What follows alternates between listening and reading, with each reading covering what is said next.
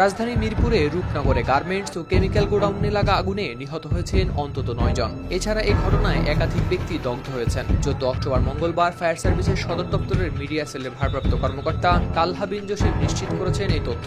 ঘটনাস্থল সার্চ করতে fire service সদর দপ্তর থেকে একটি সার্চিং টিম পাঠানো হয়েছে। এই ঘটনায় ধোঁয়া ও আগুনে পুড়ে আহত হয়েছেন অন্তত 3 জন, যারা বর্তমানে জাতীয় বার্ন ও প্লাস্টিক সার্জারি ইনস্টিটিউটে চিকিৎসাধীন।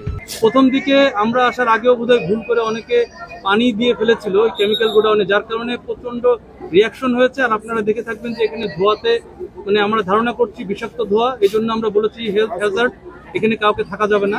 তবে আমি একটু অনুরোধ করব সবাইকে, আপনারা নিরাপদে থাকেন, আপনার নিরাপদ দূরত্বে থাকেন।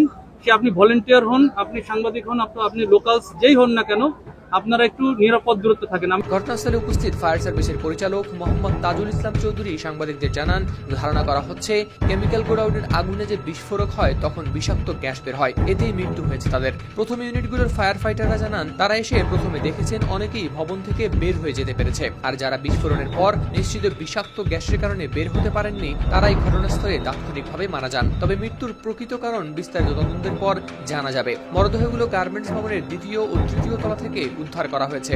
শেষ খবরে জানা যায় ভবনটির ভিতর এখনো সার্চ চলছে। এদিকে এখনো কেমিক্যাল গোডাউনের মালিক বা কর্মচারীদের পাওয়া যায়নি। পুলিশ ও সেনাবাহিনী খোঁজ চালাচ্ছে এই গোডাউনের অনুমোদন ছিল কিনা সে বিষয়ে তিনি বলেন, অনুমোদন থাকতে পারে না, তবে তদন্তে নিশ্চিত হওয়া যাবে। এর আগে খবর পেয়ে প্রথম ইউনিট ঘটনাস্থলে পৌঁছায় সকাল 11:56 তারপর সার্বিক উদ্ধার ও দমন কাজে মোট 12টি ইউনিট কাজ শুরু করে। তবে এখনো কেমিক্যাল গোডাউনের আগুন পুরোপুরি নিয়ন্ত্রণে আনা যায়নি।